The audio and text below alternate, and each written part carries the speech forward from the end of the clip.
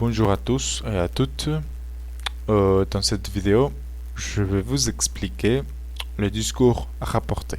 Bien, on commence par des définitions. Oui.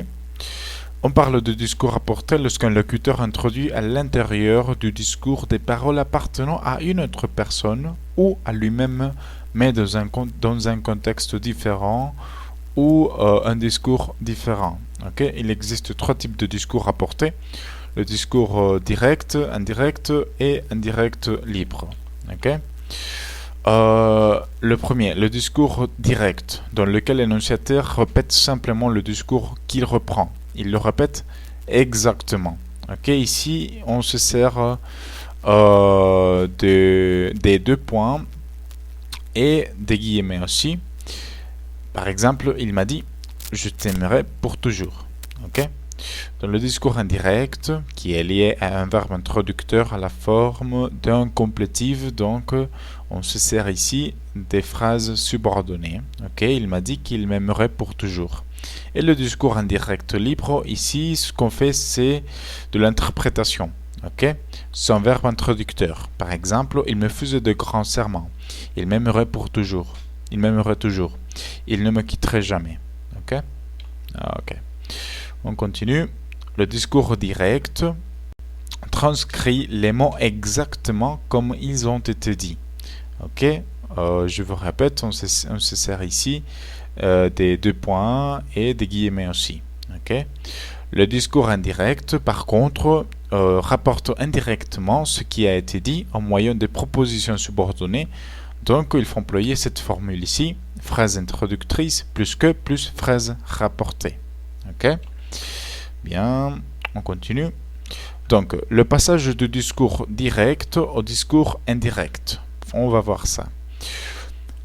On emploie des verbes introducteurs. On les appelle souvent des verbes, les verbes du dire. En effet, c'est dire le verbe le plus fréquent. Mais il en existe beaucoup d'autres. Par exemple, annoncer, admettre, avouer, affirmer, expliquer, promettre, reconnaître, tout ça. Ok? On continue. En ce qui concerne le discours indirect, il y a des modifications. Ok? De personnes, des modes de ton, des expressions de temps et de lieu, et des phrases exclamatives et interrogatives. On va commencer par la première modification de personnes. Il faut transformer les pronoms et les déterminants. Ça veut dire les pronoms personnels, les adjectifs possessifs, les pronoms démonstratifs. Ok?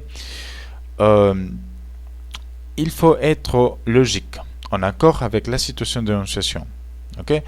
C'est pour ça qu'en général on dit que la transformation ou la modification c'est plutôt involontaire. Okay? C'est naturel.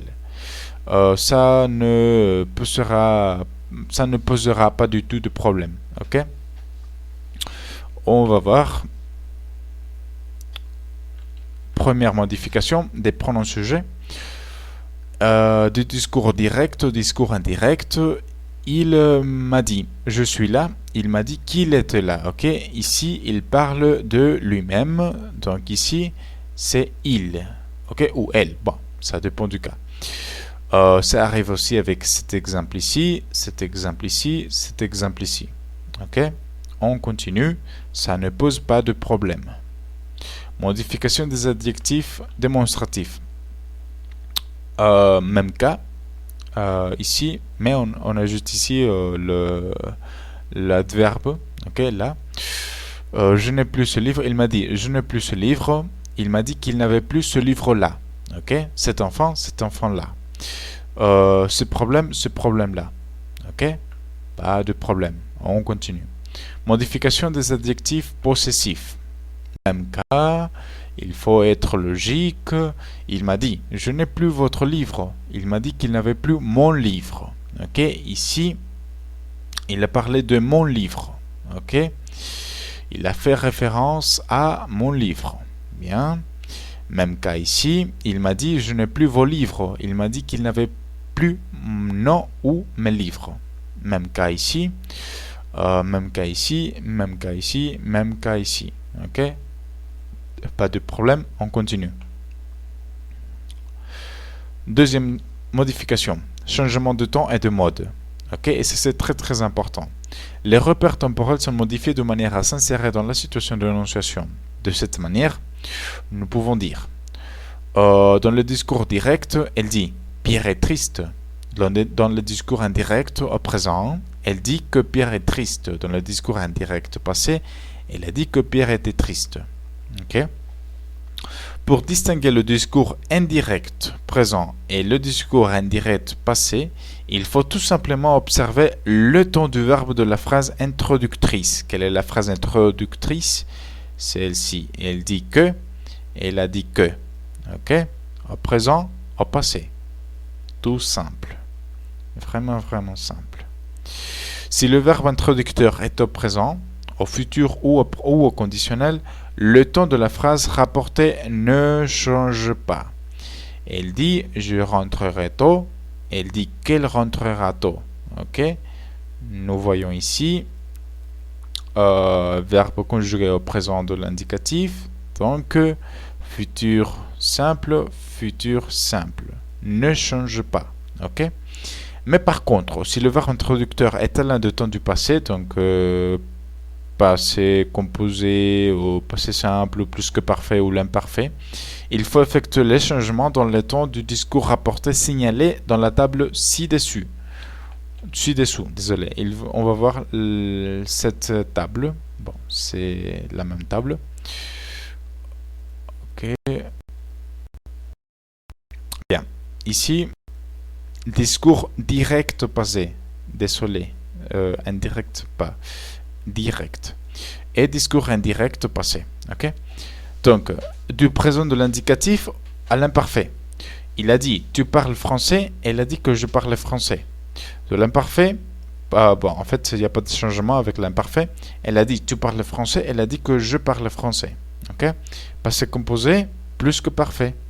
Il a dit « tu as parlé français » il a dit que j'avais parlé français. Futur simple, conditionnel présent. Futur antérieur, passé et conditionnel passé. Subjonctif présent, pas de changement. Subjonctif passé, pas de changement. Et le temps périphrastiques, oui, il y a des changements ici. Par exemple, il a dit « tu vas parler français » avec le futur proche. Donc, le premier verbe est conjugué à l'imparfait de l'indicatif, donc le verbe auxiliaire, dans ce cas-là, aller.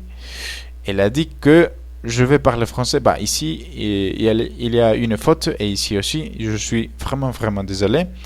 Ça devrait dire j'allais parler français. Ok. Elle a dit que j'allais parler français. Elle a dit que je venais de parler français. Ok. Bien. On continue. Donc, le cas c'est important.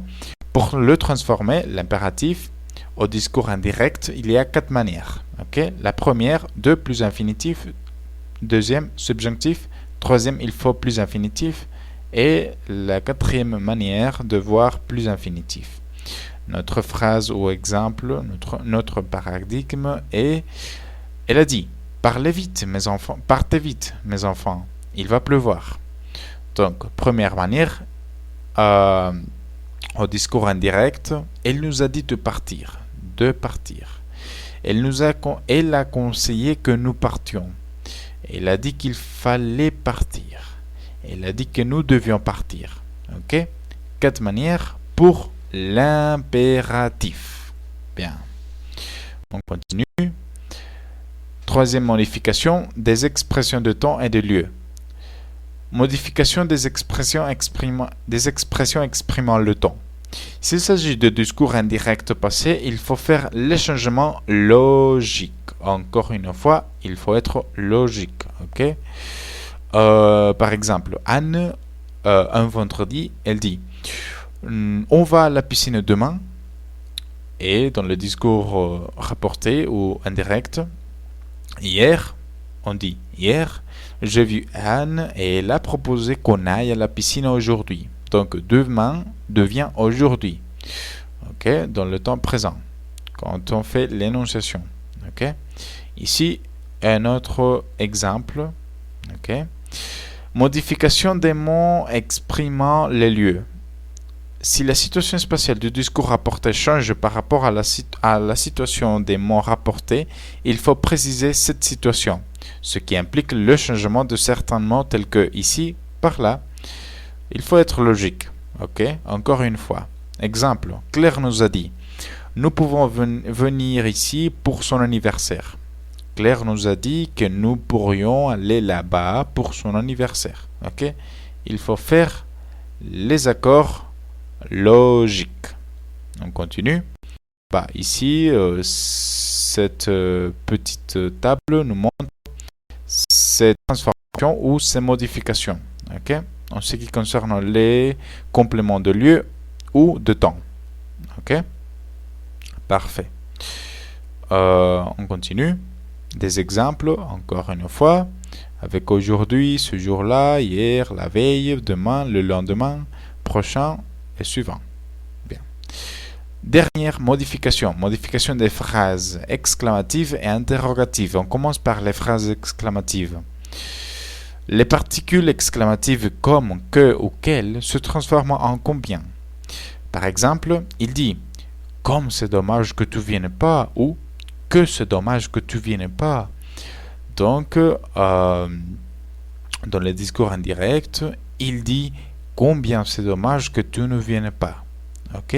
Combien? Ça y est. Phrase exclamative. Maintenant, phrase interrogative.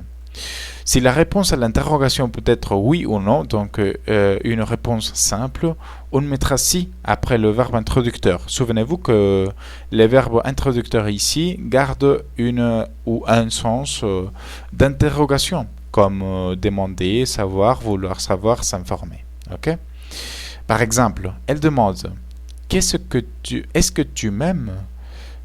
Donc, dans la phrase ou à la phrase indirect ou de discours indirect, elle veut savoir si je l'aime. Ok, si je l'aime. On emploie cette particule ici. Si la réponse à l'interrogation porte sur un aspect plus précis, par exemple lieu, temps ou tout simplement une réponse d'information, l'adverbe d'interrogation ou quand, comment, etc. ne change pas et l'inversion verbe-sujet disparaît. Ok? Par exemple, mes parents demandent où vas-tu? Dans la phrase de discours indirect, mes parents veulent savoir où je vais. Ok? Où ça reste et on a mis l'inversion. Je vais. Ok? Quelques particules interrogatives changent. Que ou qu'est-ce que devient ce que?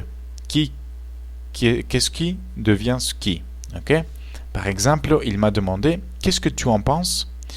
Dans le discours indirect, il m'a demandé ce que j'en pensais. Ok? Bien. Ici, nous avons des exemples encore une fois et on finit avec ça. Donc, j'espère que cette vidéo sera vraiment utile pour vous. Si vous avez des questions, vous pouvez bien m'écrire. Ok? Merci beaucoup et à toutes.